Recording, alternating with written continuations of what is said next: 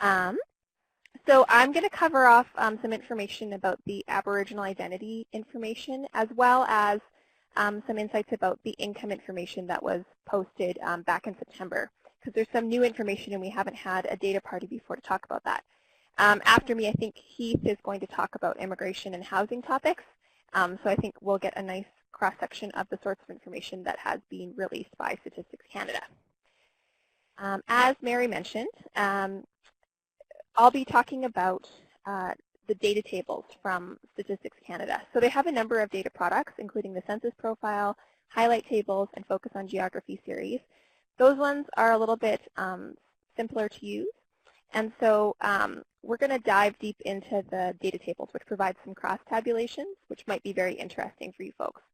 But if you find any of this overwhelming at all, you're always welcome to check the highlight tables and the focus on geography series, which provides some pretty straightforward information on a variety of interesting topics, as well as geographic areas across Canada.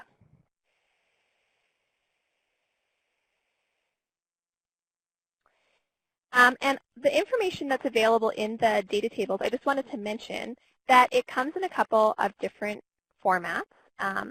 You can get it in HTML format, which you can access straight on the internet without downloading any software or data sets. And you can also access it in Beyond 2020 format. Beyond 2020 is a program that Statistics Canada uses to disseminate their information, and it allows folks to do their own cross-tabulation of the data.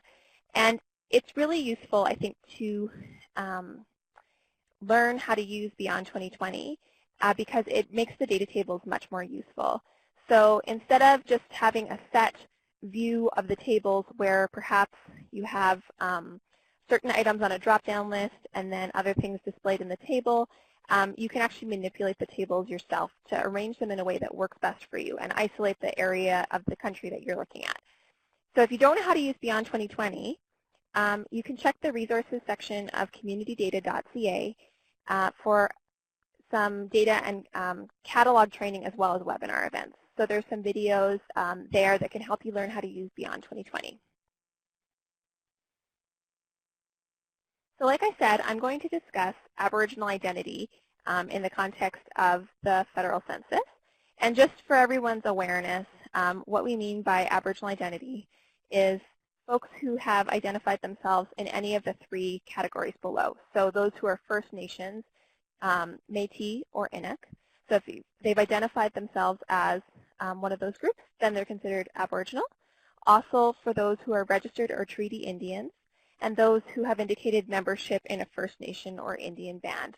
And so if somebody has said yes to any of those questions, then they would be marked and included in that Aboriginal identity population.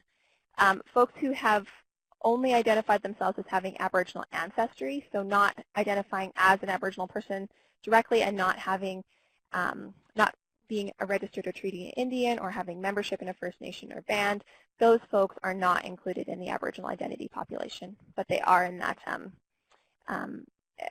Aboriginal ethnic origin. So there are 13 data tables available on Aboriginal peoples from Statistics Canada, and I'll dive into a couple of those with you here, but you're welcome to look through all of them. When you're looking through the Statistics Canada data tables, they're very similar to the ones that are posted in the Community Data Program Library, in that you'll see a number of dimensions followed by bracketed numbers. It's really good to kind of understand what those bracketed numbers mean. Those mean that we have a certain number of items in that dimension. So for example, if you saw sex bracket 3, what it means is it will contain male, female, and total. And if you saw age bracket 121, you can take a guess that probably includes single year of age rather than aggregations to different age groups. So it's useful to kind of think about what those might mean because you can kind of identify what might be in the table ahead of time.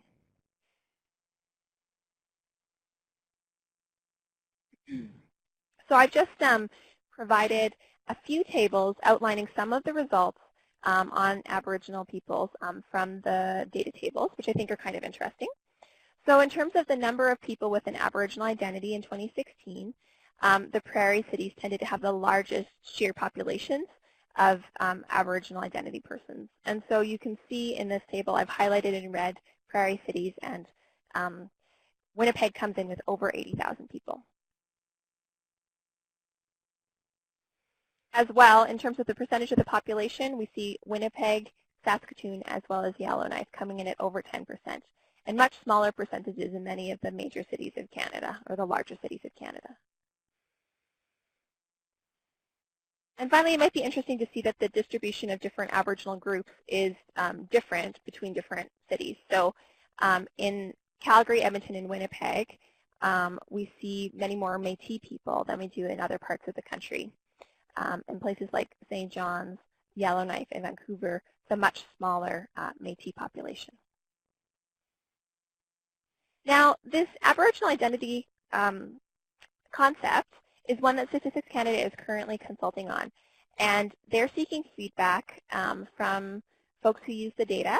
So if you'd like to provide any feedback about how the concept of Aboriginal identity, how it's conceptualized, or how the questions are asked in the census or other questionnaires, they actually have a consultation out right now. So I've provided in the file share box the Aboriginal identification questions feedback form that I was given during a consultation, and I've been asked that if I can forward it to anybody who might have some comments. So please download that form if you have any interest and provide your feedback. The contact information of Bethany Long, the Aboriginal Liaison Advisor who I spoke with, is in there, so you can just return that form to her directly. As well, Bethany noted that the questionnaire is pretty long, and so some people may feel like they only have 1 or 2 comments to make, and you're welcome to just contact her directly, and I put her contact information up here on the screen. So you can give her a call or send her an email if you have any comments on the Aboriginal identification questions. So yeah, please do contribute, because it will help influence the way that those questions are formulated and the way the analysis is done in the 2021 census and beyond. So next, on to income. So in 2016, there was a new method used for collecting the income information of Canadians. So in the past, folks had filled out an income questionnaire, and then in the last National Household Survey, folks had the option of either filling out their income questionnaire, or they could voluntarily say that Statistics Canada could link their response to their tax return. And then in 2016, the income questionnaire was eliminated. So tax records were linked as best as possible to 100% of respondents to the census. And so this has opened up some new analytical possibilities with the data. And there's a couple of new topics that have been released as a result. So one of them is the contributions to registered savings accounts. And the other one is the distribution of income between married spouses or common law partners. And both of these are pretty interesting because they give us more information on the total income picture than we had previously had access to. So for the contributions to registered savings accounts, this is really about whether folks have contributed money to certain kinds of savings accounts that Statistics Canada can get information on. So those include registered retirement savings plans, or RRSPs, tax-free savings accounts, or TFSAs, and registered pension plans, or RPPs. So each of those is tracked by the Canada Revenue Agency, and so they're able to provide data to Statistics Canada to let us know about how many folks are contributing to those and how much money is being saved. Now, this isn't a full picture of savings across Canada. It's just contributions to those specific registered savings accounts, but it's still very interesting because we haven't had very good information available about the savings habits of Canadians, and we certainly haven't had it available down to the same kind of smaller geographic level that's available from the census. So there's one table available. You can find it in the income topic of the data tables, and the dimension is called Household Contributions to Registered Savings Accounts 18. So that gives us the information about those contributions, and it's at a household level. So I've prepared a table here that shows some of the results where we're showing the percentage of households that are contributing to at least one registered savings account by their after-tax income. And in the red bars, you can see the Calgary Census Metropolitan Area, and in the gray bars, you can see Canada. So we see that the pattern is generally the same, where a larger percentage of households with higher incomes have contributed to register to savings accounts. And this is any dollar amount of contribution. So as long as a contribution was made, they would be counted in this table.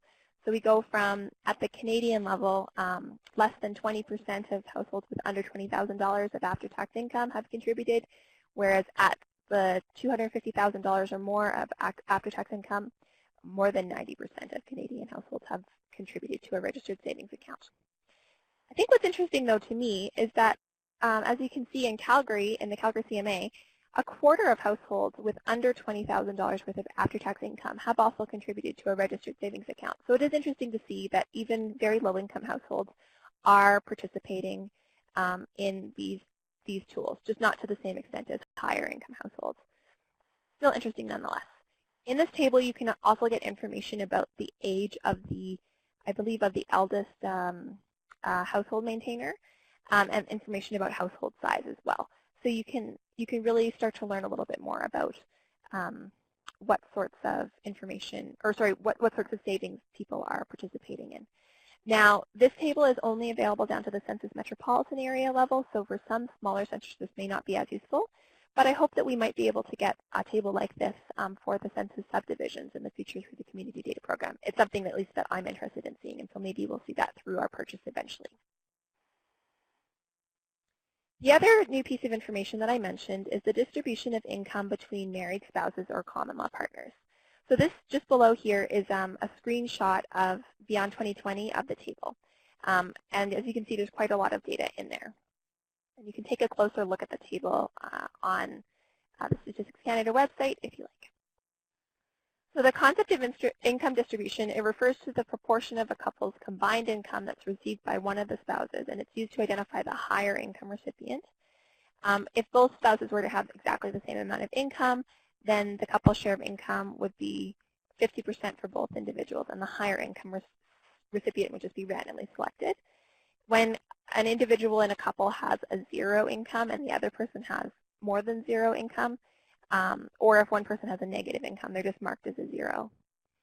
If both people in a couple have a negative or zero combined income, then they're not considered to have income and they're excluded from these calculations. So this is really just about the households that, or sorry, the couples that have income. There are a couple of different tables available. One of them is around, both of them have that distribution of income between married spouses or common law partners dimension. And then for the census metropolitan area level, you can get the characteristics of those couples. And then if you just look at the Canada level, you can also get the information on whether they're same or opposite sex couples. So that information, again, it's not available down to the census subdivision level, but I think if this is stuff that the members are interested in, we can always look at ordering it through our data of purchase. And Mike will speak more to the prioritization of the data purchase, but even if there's not space for it in this year, if it's a priority, then eventually we should be able to purchase it from this census.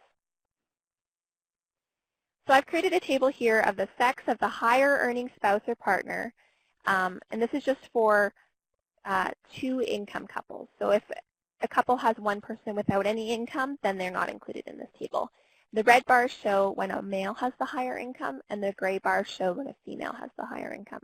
So as you can see, lower income households are less likely to have a male as the higher income spouse, and higher income couples, particularly those with $250,000 or more of income, over 3/4 of them have a male as the higher earning partner. And so this is, I think, interesting to see the gender dynamic potentially of earnings, and also just, I think, the income distribution within couples.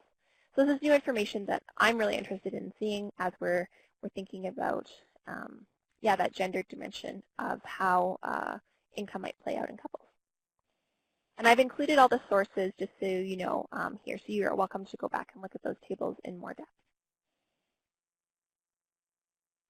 So that's all I have for you right now. I've put my contact information up here, so if you have any questions, you're welcome to contact me. As well, the folks at the Community Data Program are always really great about answering questions and pointing us in the right direction, so you should always be sure to reach out to them if you have any questions as well. So I think we'll probably move on to Heath's presentation right away. And then I'm thinking, Mary, that we'll probably reserve questions for the end. Is that correct? Yes, that's what we'll do. We'll go straight to Heath, and then if you have comments and questions, feel free to type them in now. We can address them quickly if we need to before we move on to Heath. If not, we'll get to them at the end. So we'll get Heath's presentation up and going. Thanks very much. Jasmine, did you see the question in the chat box about is there a data income distribution for same-sex couples? So the information is available by same and opposite-sex couples, but only at the Canada level. So the number of same-sex couples in Canada who are identified on the census is pretty small. I think it's less than 100,000 couples, and so breaking that down by census metropolitan area or even by province may not be possible. So that information has been provided at the national level, but not at the more local level. Thanks, Jasmine.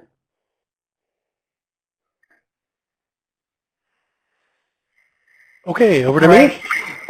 There you are. You're loud and clear. Great. Good morning, good afternoon, everyone. My name is Heath Priston. I work at the City of Toronto in social development, and I'm a researcher as well. I'm going to talk about three things today. I'm going to talk about some new data that's available even in the census profile around immigration admission category data. And then I'm going to dig into a couple of cross-tabulation tables, one that gets into low income among visible minority and immigration, and then I'm going to look at an interesting table around housing affordability and tenure, so whether you're an owner or a tenant.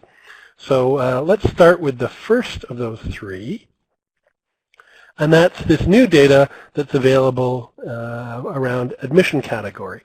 So much like the effort to link income to administrative sources, another new administrative source that has been paired with the census is immigration data from Immigration, Refugee, and Citizenship Canada. The data here is classed into what is called admission category. You can see here the link to the dictionary census of population for admission category. So it's the name of the immigration program or group of programs under which an immigrant has been granted for the first time the right to live in Canada permanently by immigration authorities, right? So we're talking very specifically about people who have landed status. If we move to the next slide, you'll see these are the main categories. Obviously, there's some shifting around programs over time. There is one very interesting complex table that I think has 47 different categories of this data, but that's only available at the provincial level. Really, it boils down to these three main categories plus the other. There's the economic immigrant, which is landing around selected for economic reasons. They do also divide that up into the applicant type, whether it's the principal applicant or a secondary applicant. Then you also have the category of immigrants sponsored by family, and finally the refugee category as well. So this is a new opportunity to understand this data. It is only going back as far as 1980, but it's linked to records for Canadians who immigrated anytime from 1980 until the census in 2016. You can see an overall kind of graphic that talks about this data in a bit more specifics for the country as a whole on StatsCan's website. I just wanted to draw attention to this so we can sort of see those three lines on the chart there of economic immigrants, sponsored family immigrants, and refugees. You can see that little uptick toward the end of 2016, of course. And so now that we've got those three categories, what we did, first of all, is we wanted to understand, well, how are those patterns playing out differently in the City of Toronto? So this is one of the things we did. We mapped it. I do apologize for those of you not familiar with the geography of Toronto, but really at the end of the day here, what I want you to see is that there's very different patterns across these different populations. So this overall is the entire immigrant population, not just those included in this data set, but anyone who identified as being born outside of Canada. You can see concentrations in certain parts of the city. But if we look at the specific categories, so economic category immigrants, we have a clustering in the North York part of the city along sort of Yonge Street and along the new subway line north of the highway that we call the Shepherd Corridor. So really big concentration there. Also a concentration downtown towards the harbor there as well. Whereas if we look at sponsored family category immigrants, we see much more clustering in northern Scarborough and in northwestern Etobicoke, really in the outer corners of the city. Whereas if we look at the refugee category, we see some very specific neighborhoods. People familiar with the city will see neighborhoods like Parkdale and Thorncliffe Park having very high concentrations of individuals who were landed as refugees. So, not a lot to kind of go with here. We're looking forward to some really interesting crosstabs on this data, and I think understanding how people are doing in terms of these particular categories will be an interesting new opportunity. So I wanted to talk a little bit about cross-tabulations. If you're not familiar with the census data site, the website, you'll see that I've kind of got a little web capture here of one of the interfaces that you can use to get at a variety of those different tables. So this is how I went and found my immigration ethnocultural diversity tables. When you get in there, you sort of see there's one of the little tricks I found is there's the 2016 census data, but there's actually a 100% sample data, and then there's a 25% sample data. You got to know which to pick, and once you select that 25%, then you're getting your long form data in there. You're also seeing some new income data in there as well that wasn't released as part of the profile, but is now being made available now that StatsCan has sort of done a subsampling of some of the data where they realized reporting total income data for the 100% of the population was something they were concerned about from a privacy perspective. So there's new income data available there as well. I'm going to focus on this one particular table, and that has the catalog number. You can sort of ignore almost everything except the last 3 digits. This is table number 211. Everything else kind of refers to the census and the year. But this is looking at an intersection of visible minority, low income status by different types of low income measures, generation status, age, and sex. You can see this is only for census metropolitan areas and census agglomerations. We couldn't get down to any smaller geography. And I don't know if that link will work for you, but hopefully it will. If people want to try that and let me know it's not working, then I can post it into the chat box as well.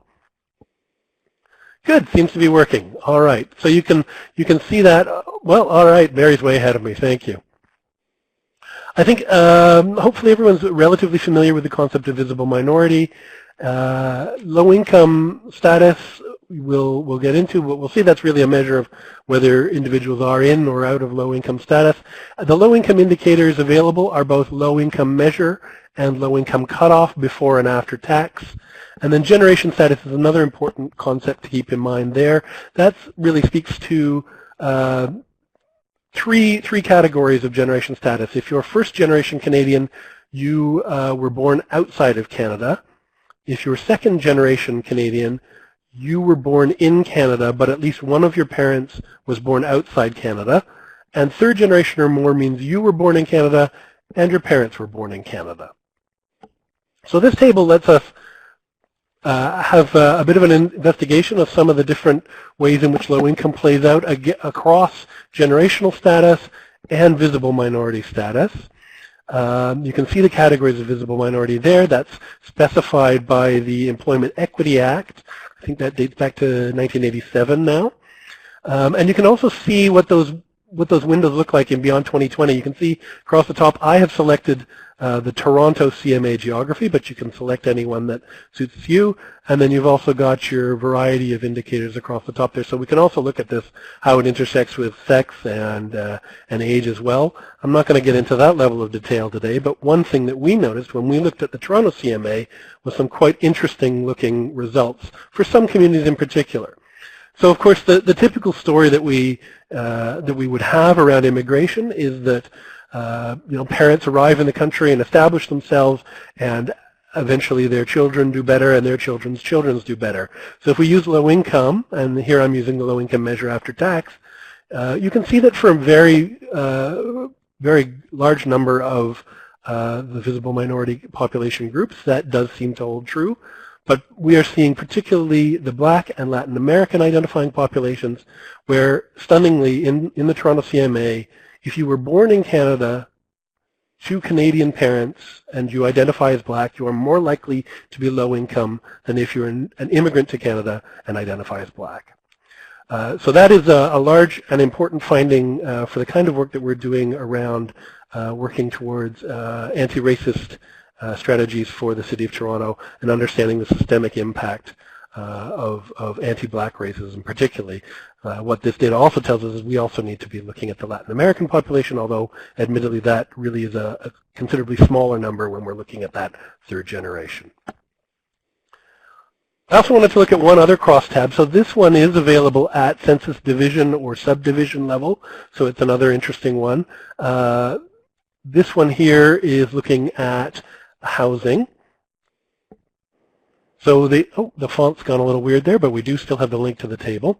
So here we've got housing indicators. Those are those standard housing indicators that we would have around the Canada Mortgage and Housing Corporation's core housing need around affordability, suitability, and the need for major repairs. So that talks about that. Those 5 indicators.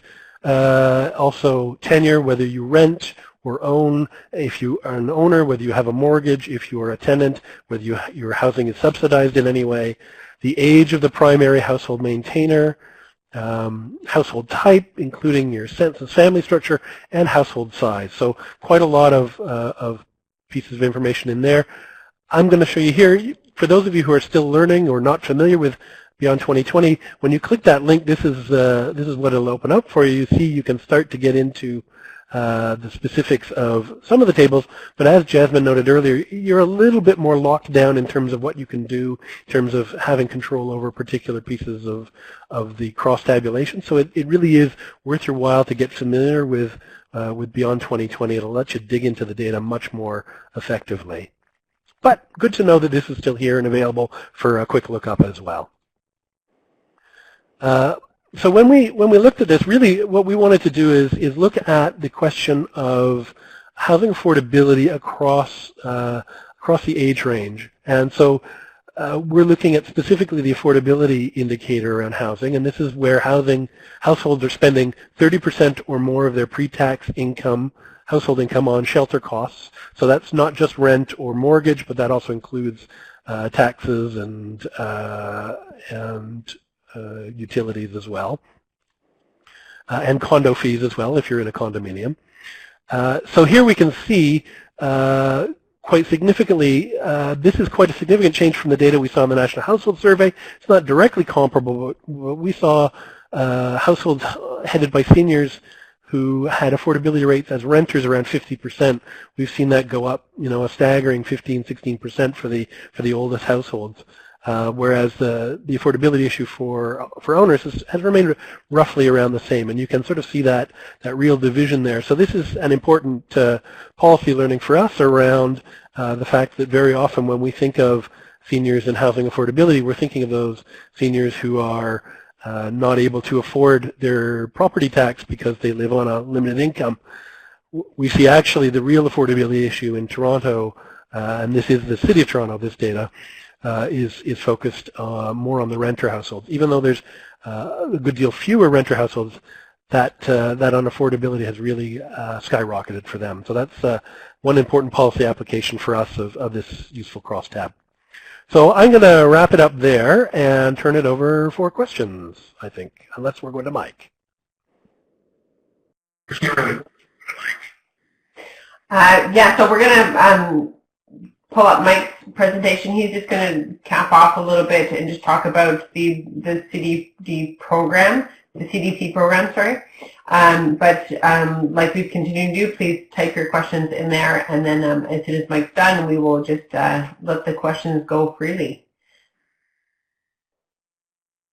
So while Mike's presentation is getting up, please feel free to type those questions in and Heath will be able to respond.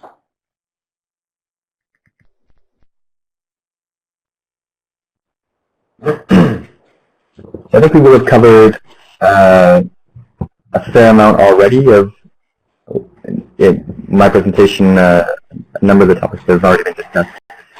I just wanted to as well give a little introduction as to what has been released. You can see the 3 topics that were released.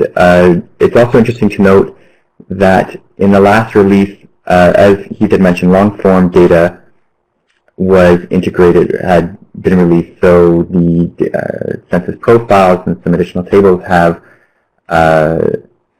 data from the 25% sample, which is also very interesting. But on top of that, data that was not published or made publicly available, but is available for order, are the disability screening questions data, which are questions used to screen for the Canadian Survey on Disabilities, which is being filled out this year, I believe. And that's another set of data that the program is very interested in. And I can talk a little bit more about that later. So I also gave a little, I have a few slides here on where to find the data. I think these were covered. This is essentially just where you can find all the data tables by topic. It's worth noting that with each release, the census profiles are updated with data from that release. So if you've updated the profile, if you've downloaded the profiles already, with the next release, you can download them again and get new data.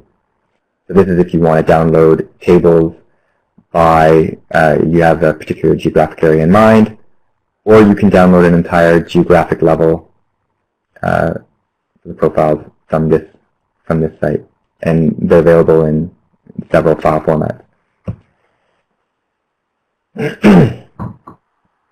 So we've been doing a lot of planning for the CDP data order, and just to give you a bit of context as to how we do that, we've been setting priority for the different tables.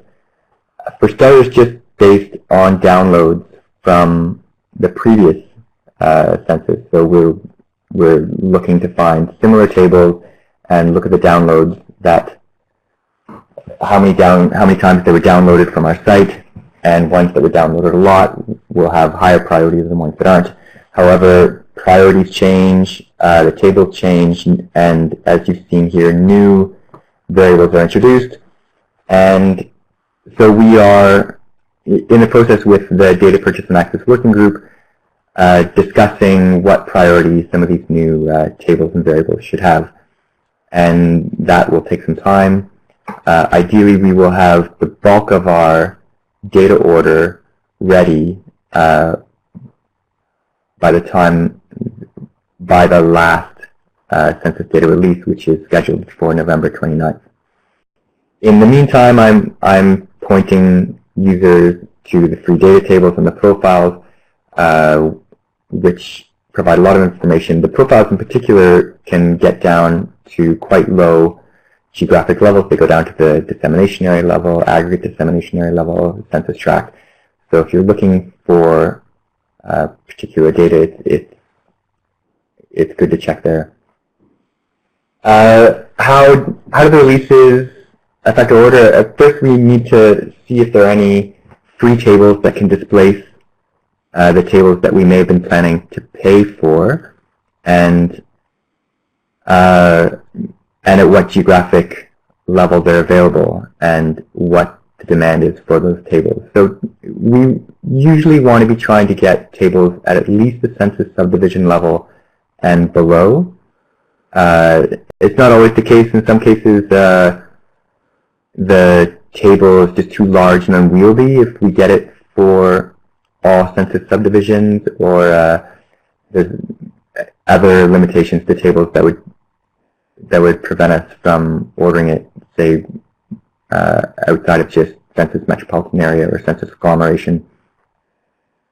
There's also, one item we need to be considering is that we have this question with Statistics Canada asking what else is going to be coming out beyond November 29th. We don't want to purchase tables that may come out later, and so this will obviously affect what and when, what we order and when we order it.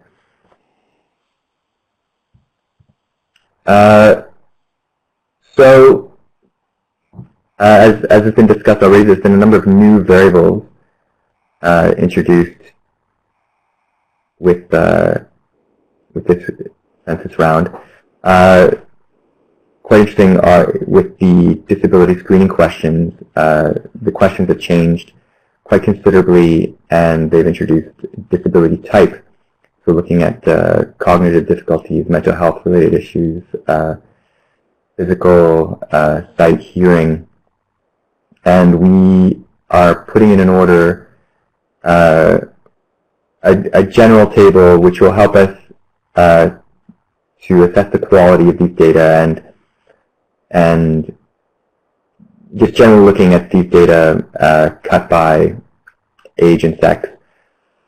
And with that, hopefully we should be able to determine how much these data can be crossed with other dimensions, with other variables, without getting too much suppression, which is always an issue. We don't want to pay for a lot of data that is suppressed.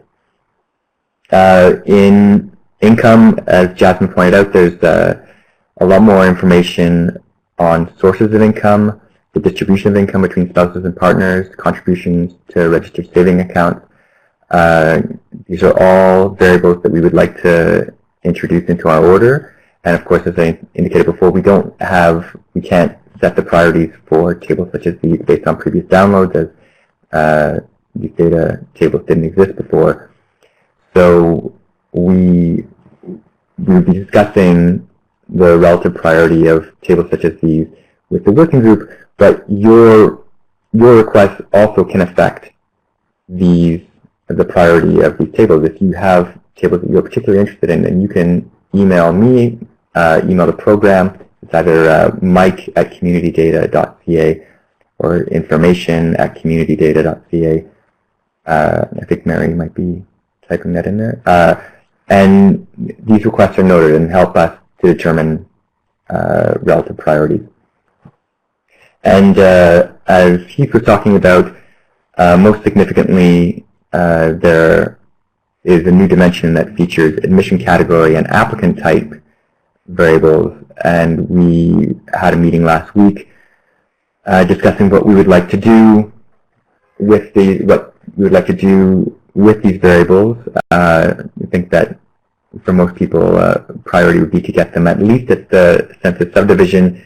With the exception of some of the larger cities, we can't go much deeper than that with other crosstabs because the population may not be large enough to support that kind of analysis without suppression. But we're generally looking at numerous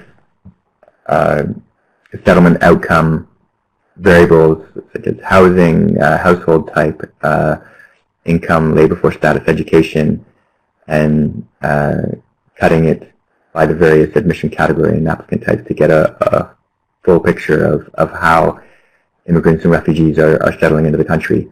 So that is feedback and discussion on that issue is ongoing right now. And again, your feedback is always welcome.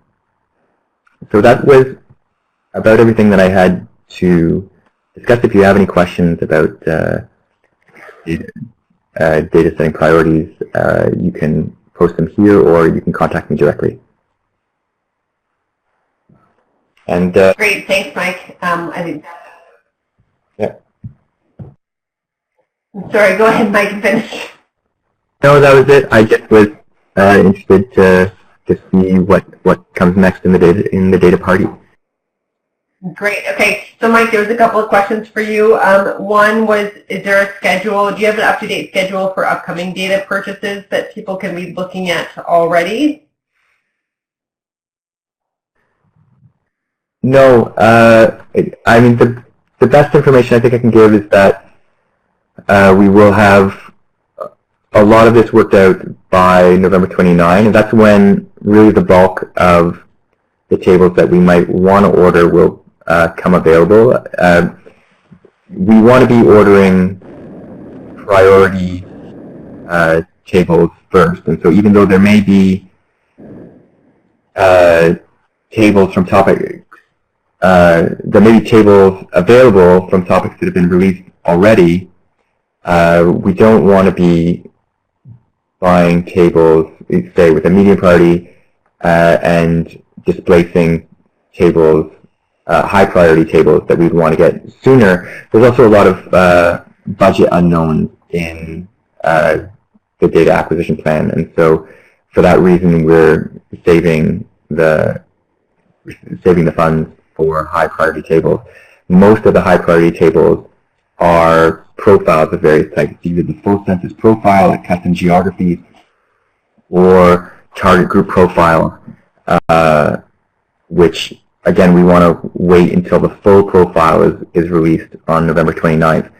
So that'll take up a big chunk of the high priority tables, which can't really be ordered until let's say shortly after November 29. There'll be a little bit of back and forth with Statistics Canada, and then we can expect, I don't want to, we could say, typically 6 weeks, maybe you could say, for turnaround.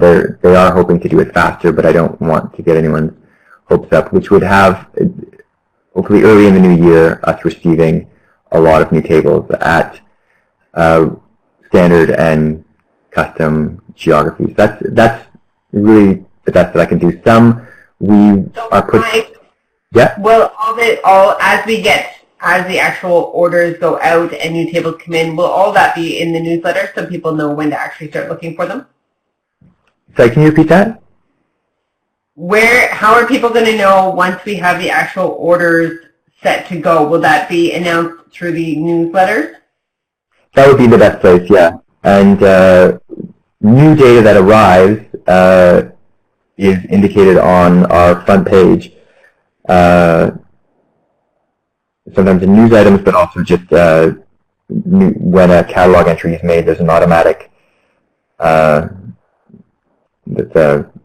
just a ticker that yeah, it comes right up on the website. So if you check the website regularly, you'll be able to see new things coming in.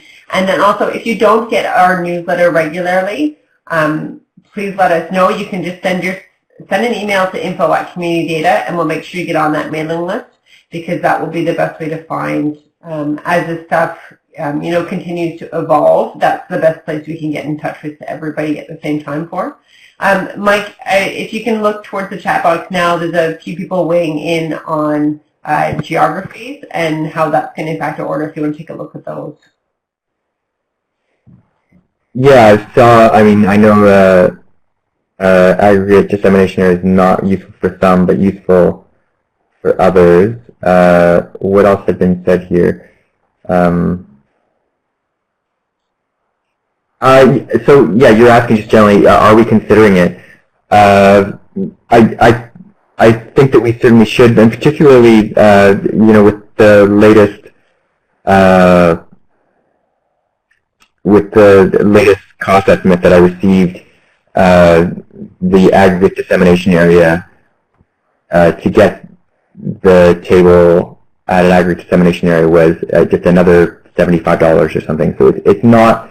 In some cases, it may not be a large expense for the program, and I realize it's not useful for a lot of agglomerations. But I think that if we want to keep things open for rural areas, the program is still growing, and it seems like a good way, and hopefully lower cost way, to get a lot of detailed information at lower level of geography for rural areas. And yeah, so it's anyway. So we will be definitely considering it. if it's a significant cost and it seems like it might not be useful, then maybe not. I know it's not useful for everyone, but I think that it will be useful for some. So it will be something we'll be looking into then.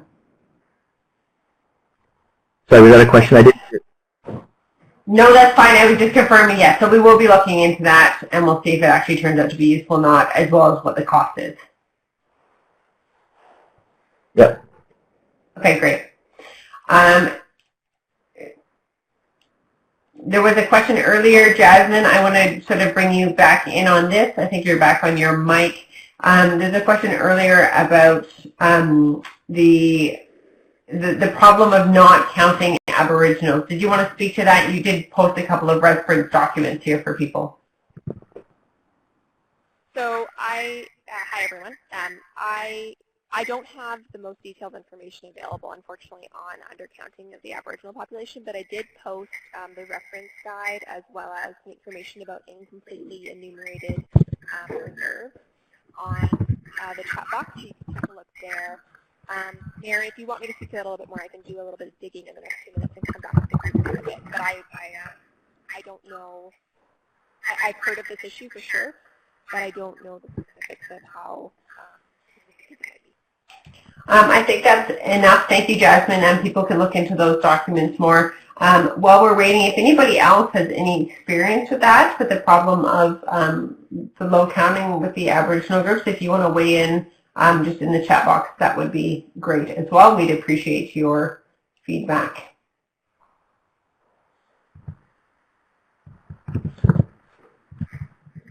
And we just have additional tables there to look at as well, people. I might be sharing now.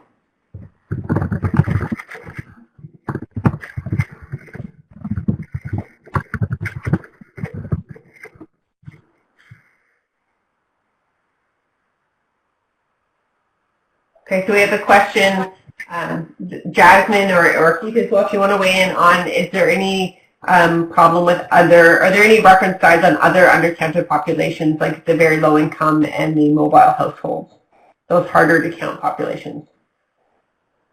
So the Statistics Canada does produce reference guides for some population groups. They don't produce one for, quote, like very low income, more very mobile households, but they do have an income reference guide for sure. I'll grab all the links for those reference guides and post them for you here, just the main page of them. And then the question about adult learning. So there is some information, people's education completion, that will be released in November 20th. And as well, the question about participating in adult learning, but Mike said I are just those kind of high, they're non-profile tables, and we maybe will be able to get some of that information in the CDP order. And maybe Mike can speak a little bit more to that.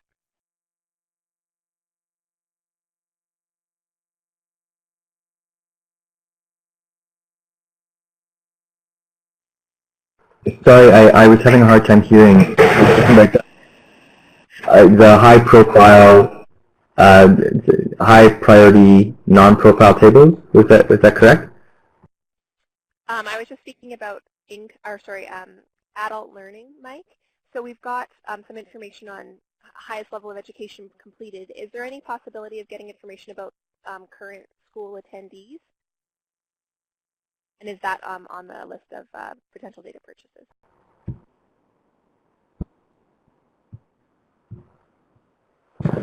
You know, as far as adult learning is going, we'll definitely know more with the next release, which is when education data comes out. As far as adult learning, again, I will look into it, but I don't think I can answer that definitively right now. I'd just add that there was a question about attending school in the census questionnaire. So in theory, it should be possible for us to acquire some data, even if it's not released broadly. Yeah, certainly. Are you attending school and are you an adult? It would be if we cross those two pieces of information.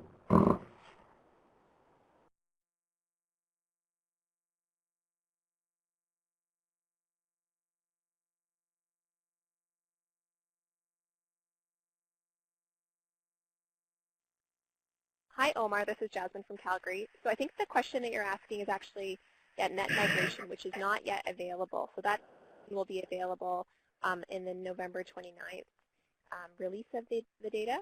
And so we will know which table is best once that information is released.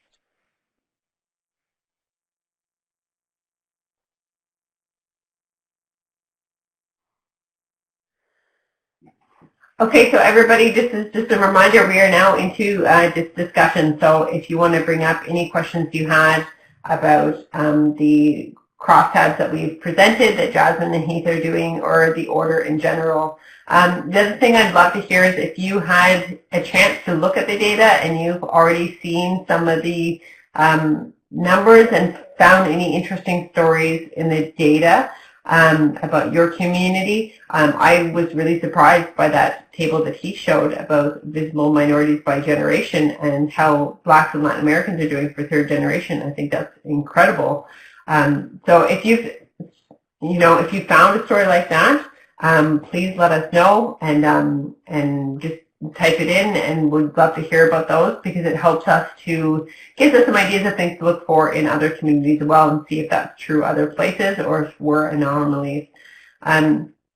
Heath, there's a few questions about your maps, and also there was a question earlier about creating your categories, how you choose to make your categories. So if you want to speak to your maps, that would be great, Heath.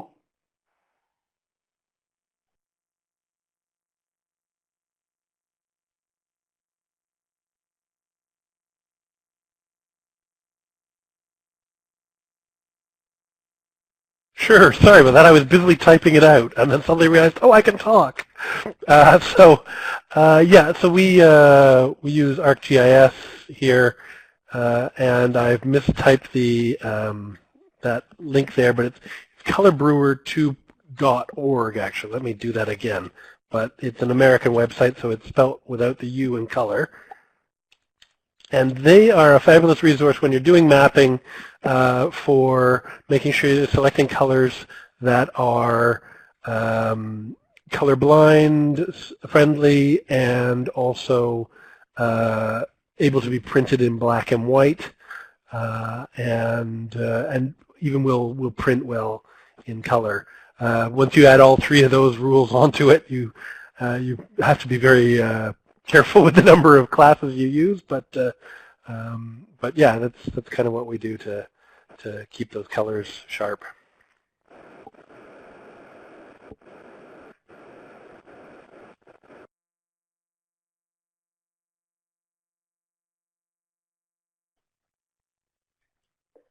Heath, when you're looking at the maps that you're producing right now with the data, are these ones that you've also produced for the last census data that you're replicating? Do you stick to the same categories and things, or are you're just dealing with the data you have in front of you now?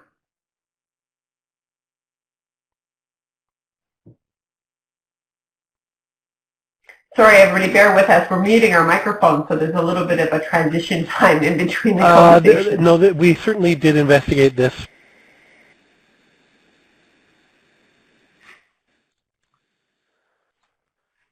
So we do a release every, with every data release from the census, we do a little background or document that we work with colleagues across the city to put together. So we certainly did look at the question of admission category with the immigration data for sure. So we mapped that out and a number of others. Our backgrounders, if people are interested to have a look at what we did, you can go to toronto.ca/demographics and find those in the right-hand panel. But I think they're pretty typical maps. To be honest with you, the ones in the background are we take a slightly different approach with them. They're a bit more formal, but still tell the same story for sure. The mapping quintiles, we just used natural breaks, the Jenks method.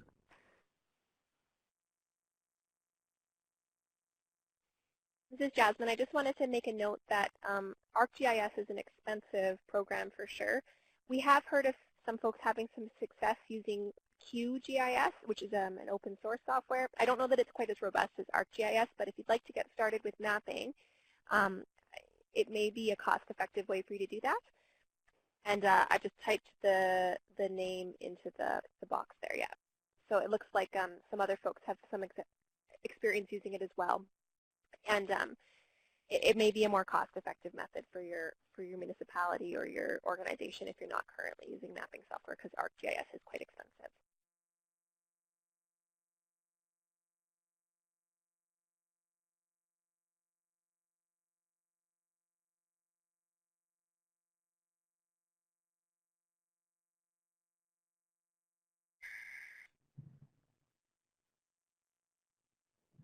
Yeah, so anybody else who wants to weigh on this, if anybody else has experience with QGIS, let us know in the chat box there. Maybe we can actually organize and match people up, especially if you're in the same communities, and just sort of get some training on that or just sort of be exposed to it. Because often mapping is one of those things that we can do to show the picture quite quickly. And if you're proficient at it and you can get the maps up fairly quickly, then you can see those stories evolving in the communities just that much faster, especially if you're looking at a wide area that's got some quite diverse neighborhoods.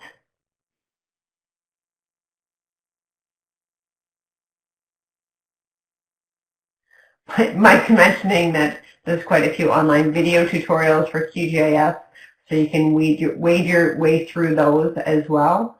That's a good way of seeing them in work. Overall, I would say that app is simply beyond 20. Folks will find that you'll get a lot more out of the data if you do have some mapping skills, because a lot of the publicly available information from Statistics Canada, as well as many of the tables in the Community Data Program, are only available at standard Statistics Canada geographic areas. These areas for the small, at least in the small areas like dissemination areas, census tracts, and aggregate dissemination areas, they're all numbered, not named, and so it's very difficult to know where a particular area would be located unless you're mapping it out. I'm going to just go grab a link to Statistics Canada's mapping tool, which is more about finding out what geographic standard geographies you fall within if you're in a particular area. And I'll post the link to that online here. But yeah, I would say if you have the ability to learn a little bit about mapping through QGIS or ArcGIS or another software, it really does pay dividends for your ability to.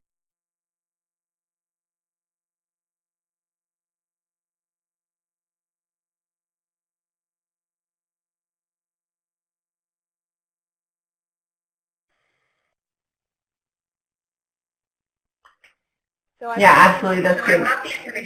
Oh, sorry, that's okay. And through this tool, you can kind of zoom in on an area and then identify the census and other Statistics Canada products that are available for that level of geography. So if you need to know about one specific dissemination area, you can find it through this program. What it's not very good for, or what it's not able to do, is to give you those kind of heat maps like Heath had mapped, where you can see the distribution of certain population across the city, for example.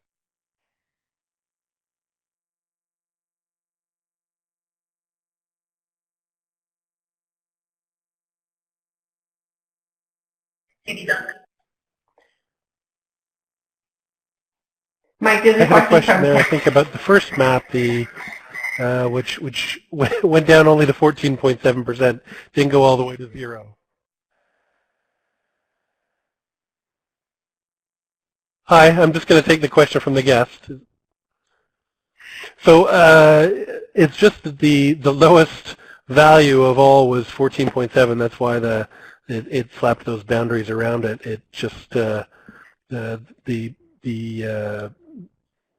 Jenks, the automatic natural break software just kind of laid it out there. So it immediately 14.7% is the lowest percentage of population that are immigrants in any Toronto census tract. That's why that 14.7 was there.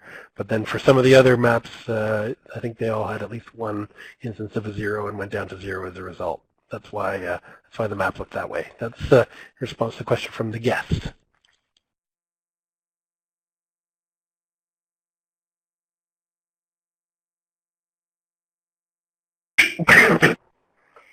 This is another just question out to the group. Has anybody experienced any real problems with the either this release or the last one with all the income data? Any major problems or flags that you want to let other people know about?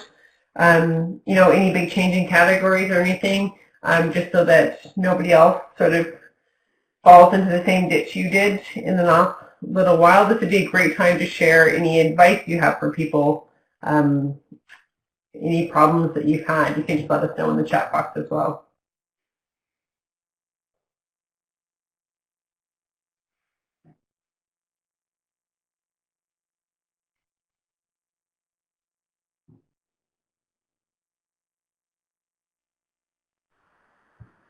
Hi, Ted. I'm going to answer Ted's question, which was, a suggestion talking about expanding CDP role to help prepare the StatCan files for direct joining. So you're talking about CDP doing this, I would assume, or talking with, because we could also be making requests to Statistics Canada to see if they could be providing shape files with attached data. And it seems like an interesting suggestion. I'd be interested in gauging, I'd like to gauge the interest from members on this. I guess, maybe file type might not be that big of an issue if we just gave it to everyone in. I mean, for the most part, I think if we did it in shape files and there's one coordinate reference system that would be of use to a lot of people, then we could do it that way. Some people use different file formats and different coordinate reference systems, which could make that a bit trickier, and changing, if you can change those things, then you can probably join the files. Yeah, I guess, it's a question for resources, but it could be an interesting product for CDP to offer. Maybe a few key, similar to what we do with the data mapping and access tool. We just pick popular files and attach them to certain geographic layers. Maybe this is a question to be put. We do our survey, our user survey, every year towards the end of the year, so that will be coming up in the next month, I guess, and it would be great to see what people's interest in such a product would be.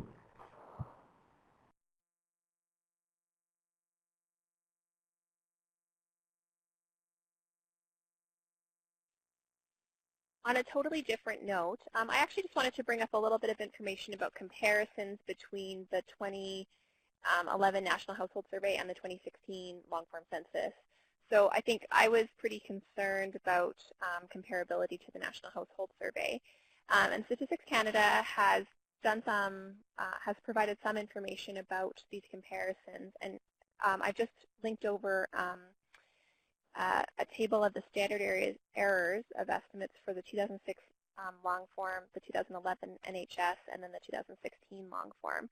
And what it shows, I've only looked more closely at the Alberta information because that's where I'm located, but it's not showing standard errors that are much different between the 2006 and 2011 survey. So we had been very concerned about making comparisons to 2011, but with this information on hand, we have relaxed a little bit about that, I think, and are just trying to make comparisons over time that make sense, rather than having a really hard and fast rule that comparisons should never be drawn between 2016 and 2011.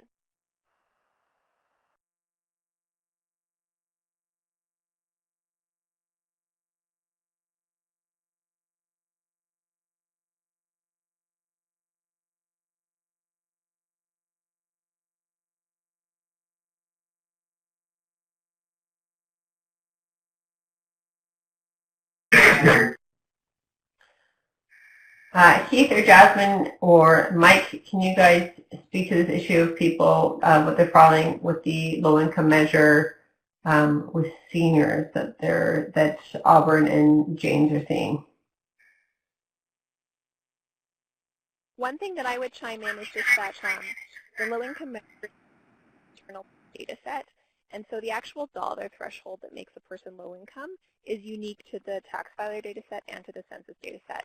Now, this may not explain all of the discrepancies that you're observing, but it is important to note that they really aren't directly comparable because the LIM is calculated using 50% of the median income with some adjustments for the size of the family, but it's important to know that dollar threshold is actually calculated for each data set. Not it's not like LICO that kind of exists outside, and the data is meant to kind of align with its outside source. Instead, it's calculated from within.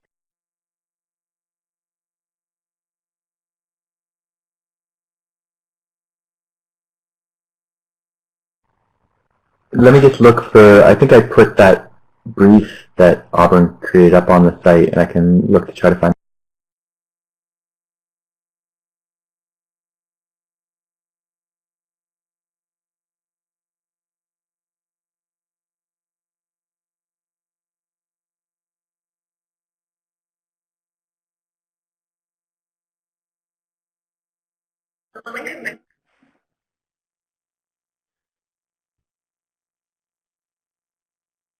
And then there's also a note from Dave Plumstead here about an error in the language data. So everybody take note of that as well. There's an overestimation of the growth of English in Quebec in some of its regions.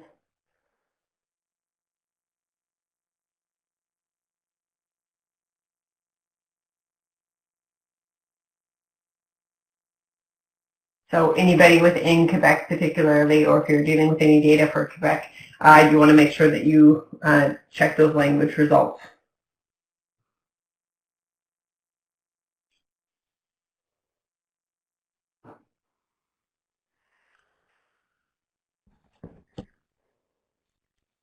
I'd just add, StatScan has reissued that data for the language data. So if you did download early on after the release, make sure you go and get the updated data. We certainly found, even in Toronto, we saw a few hundred individuals who were misclassified or according to their language. So it's worth looking into to get the numbers right.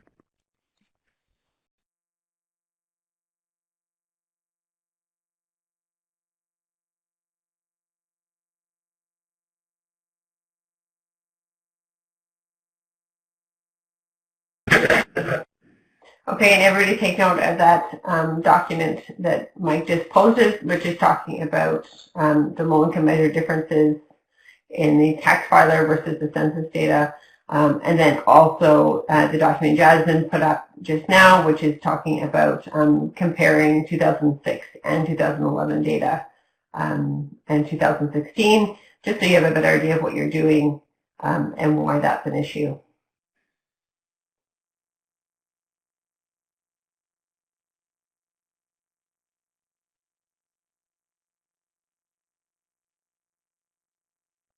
And Jasmine, I'll let you speak to Auburn's comment. Hi, Auburn. Yeah, I think there's generally like caution, I think, with comparing between the 2016 data and the previous data from 2011. I think all I was saying is that we have seen Statistics Canada presenting some comparisons to 2011, not on the income topics, but on others. And we have a little bit more information now about the imputation rates around standard error and some technical information that kind of helps us to understand both based on geographic area and the question type, whether comparisons might be appropriate. StatCan hasn't issued really clear rules like never compare this, always compare that. But I think if you have the inclination to read through that information,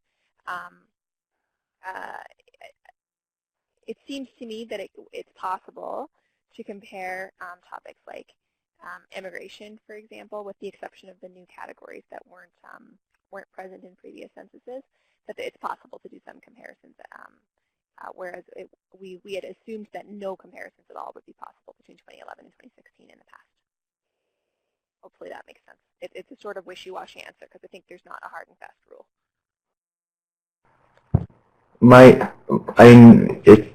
It is kind of a crude analysis, but my memory from like the FCM's quality of life reporting system indicators was that, you know, at the CSD level, at the municipal level, and at the census division level, for very simple cross, you know, a very simple cross tabulation, nothing that went too deep. At any rate, for all those indicators, they essentially did look like they were part of a time series. It's not really very scientific, but they didn't look completely wrong, the 2011 data.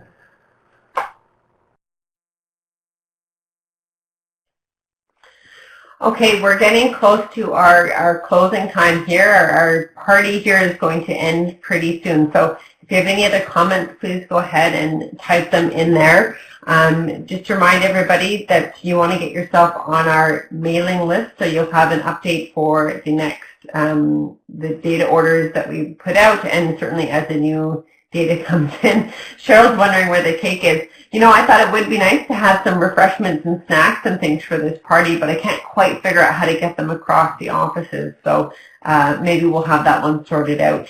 I don't know, 10 years from now, maybe we'll figure out how to do that. I hope that those of you managed to get a group together are, you know, you had a great time and maybe you've had some snacks and stuff, and certainly if you didn't this time, try to next time. Get a group together, because I think it makes this a lot more fun. So what we will do is make sure that these presentations are available to you. Please let us know if anything we talked about you want more information on. You can always get a hold of us at info@communitydata.ca, and we will make sure that we get in touch with Jasmine or Keith or Mike or whoever is the best person to speak with us. I will be following up on the groups that are looking for more information on Beyond 2020, and we will also look into setting up something to talk about more mapping opportunities and looking into the QGIS as well for anybody who doesn't have the ability to have something as nice as ArcGIS in your office. We know those are always issues for most of our members. The presentations, yes, we'll have all the presentations available. They will be on the website. So if you go to our Community Data website, you just click on resources at the top under webinar events. We have all of our past webinars are listed there, and then we can easily keep all the presentations there, and so they'll be there for your reference. You can go and get them whenever you're looking for them.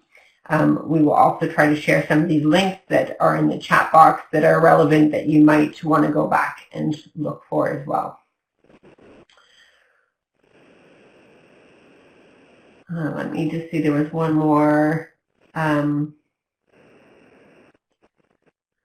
So there's one last comment from Scott about a discrepancy between the 2006, 2011, 2016 senior renters spending more than 30% of income on housing.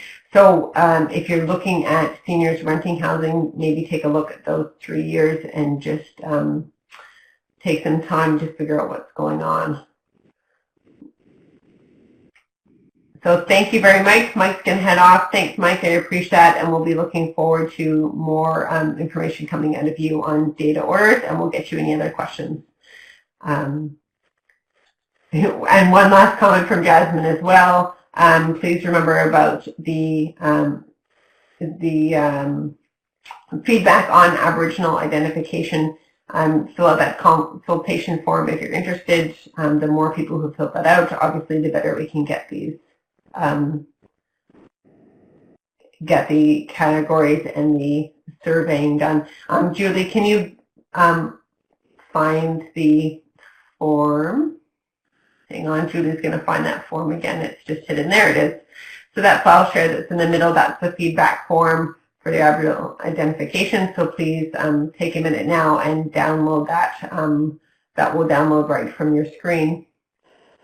And thank you so much to Jasmine and Heath. We really appreciate being able to share in all the time that you've spent in the last 12 days looking at the census data. I hope this was really helpful for everybody else. I hope that this will give you a bit of a head start when you're now looking at the data for yourself.